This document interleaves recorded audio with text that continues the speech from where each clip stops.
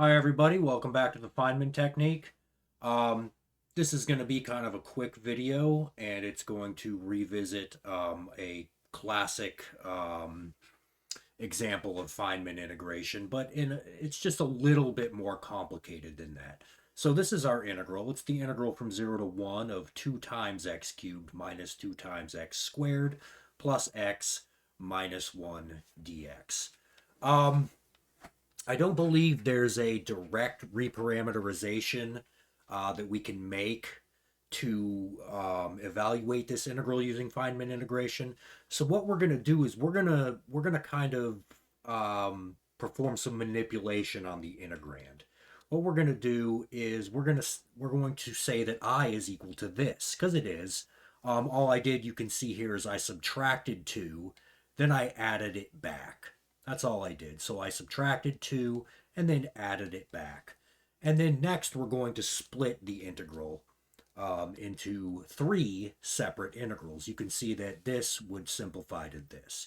So now we have the sum of 3 separate integrals like this.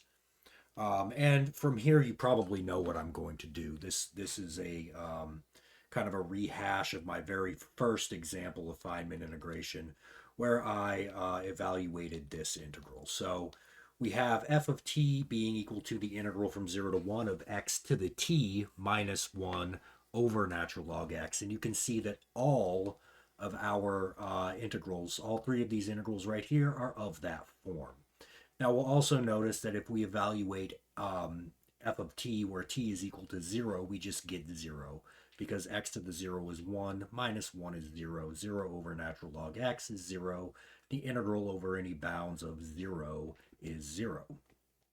And then you'll also notice that our original integral is just 2 times our f evaluated at 3 minus 2 times our f evaluated at 2 plus our f evaluated at 1. All right.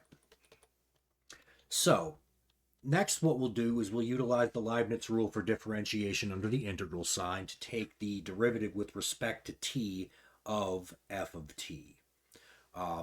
So if you do that, you get the derivative of this is equal to the partial with respect to t of the integrand, and you can see that taking the partial with respect to t would introduce a natural log x in our numerator, canceling the natural log x in the denominator, and this negative 1 does not depend on t, so it just drops out of the derivative entirely. So you're just left with the integral from 0 to 1 of x to the t dt, which easily evaluates to 1 over t plus 1. We are not interested in f prime of t, though. We want f of t, so all we have to do is take its antiderivative.